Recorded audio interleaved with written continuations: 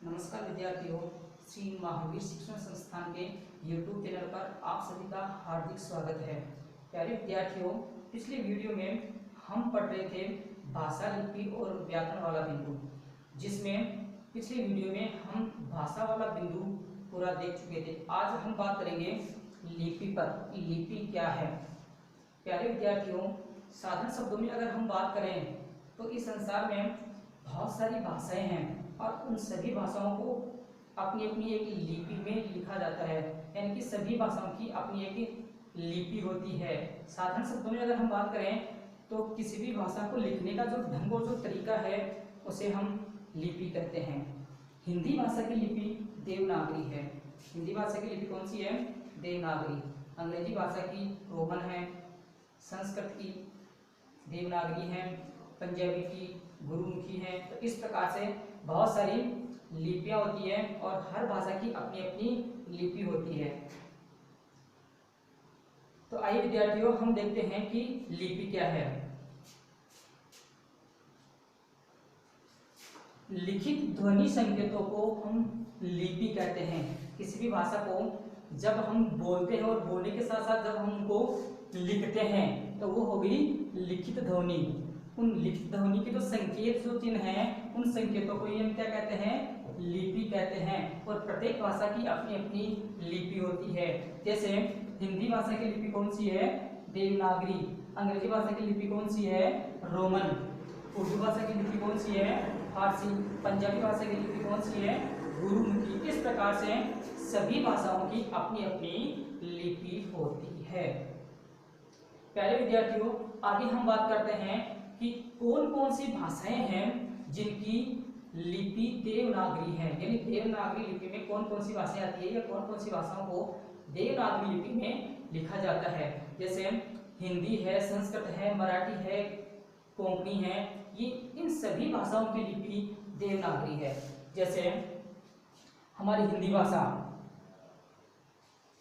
संस्कृत भाषा, मराठी भाषा जो महाराष्ट्र में बोली जाती है, नेपाली जो नेपाल में बोली जाती है, और कोंकणी जो भाषा है वह गोवा में बोली जाती है। इन सभी भाषाओं की जो लिपि है वह है देवनागरी। विद्यार्थियों, परीक्षा में प्रश्न पूछा जा सकता है कि कौन कौन सी भाषाएं हैं जिनकी लिपि देवनागरी है। तो मुख्य रूप से ये भाषाएं हैं हिंदी, संस्कृत, मराठी, नेपाली और कोंकणी। इन सभी भाषाओं की लिपि है देवनागरी। आगे हम बात करते हैं कि भारत में दो प्राचीन लिपियां थी। भारत की दो प्राचीन लिपियां थी, एक ब्राह्मी और एक खरोष्ठी। भारत की दो प्राचीन लिपियां, एक ब्राह्मी लिपि और दूसरी लिपि है खरोष्ठी लिपि। प्यारे विद्यार्थियों, ये जो देवनागरी जो लिपि है वह इस ब्राह्मी लिपि का ही एक भाग है। या यूं कहें कि देवनागरी लिपि का जो विकास है वह ब्राह्मी लिपि से हुआ है। देवनागरी जो लिपि है इसका विकास किससे हुआ है? ब्राह्मी लिपि से। आगे हम बात करते हैं देवनागरी लिपि की प्रमुख विशेषताएं कि देवनागरी लिपि की प्रमुख विशेषताएं क्या क्या है। जिसमें पहली विशेषताएं हैं कि हम इस लिपि में हमेशा बाईं से दाईं ओर लिखते हैं। यानी यह लिपि हमेशा बाईं से दाईं ओर लिखी जाती है। दूसरी विशेषता है कि इसमें जैसा लिखा जाता है वैसा ही उच्चारण किया जाता है। कि हम जैसा लिखते हैं वैसा का वैसा ही उच्चारण करते हैं। जैसे अंग्रेजी भाषा में आपने देखा होगा कि हम जो है तय वर्ण के लिए टी का उच्चारण करते हैं। मान लो कि हमें तय का उच्चारण करना है तो उसके लिए हम अंग्रेजी का वर्ण लिखते हैं टी, और अगर हमें तय लिखना है तो भी हम कौन सा वर्ण काम में लेते हैं? टी। वर्ण अलग अलग हो गए, लेकिन यहाँ पर ये जो अंग्रेजी भाषा में या यूं कहें कि रोमन लिपि में वर्ण एक ही है, लेकिन हम जैसा देवनागरी लिपि में हम जैसा लिखते हैं वैसा ही हम उच्चारण भी करते हैं। तीसरी महत्वपूर्ण विशेषता है इसकी शिरोरेखा का प्रयोग किया जाता है। शिरोरेखा मतलब वर्ण के ऊपर, शब्द के ऊपर जो लाइन खींची जाती है, जो लाइन खींची शब्द के ऊपर जो लाइन खींची जाती है उसे हम शिरोरेखा के नाम से जानते हैं। तो प्रत्येक शब्द पर शिरोरेखाएं खींची जाती है। तो एक बार हम इसका रिवीजन कर लेते हैं कि लिखित ध्वनि संकेतों को हम क्या कहते हैं? लिपि कहते हैं। प्रत्येक भाषा की अपनी अपनी लिपि होती है। हिंदी भाषा की देवनागरी, अंग्रेजी की रोमन, उर्दू की फारसी, पंजाबी की, गुरुमुखी, इस प्रकार से कौन कौन सी भाषाएं हैं जिनको हम देवनागरी लिपि में लिखते हैं?